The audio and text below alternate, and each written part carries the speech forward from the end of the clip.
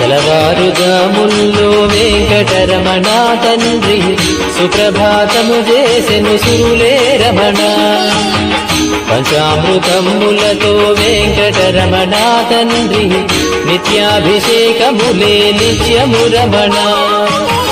భద్రమకుటంబుతోను వెంకటరమణ తండ్రి శంకు చక్రధారుడవే తిరుమల రమణ. మూడు నామాలతోను వెంకటరమణ తండ్రి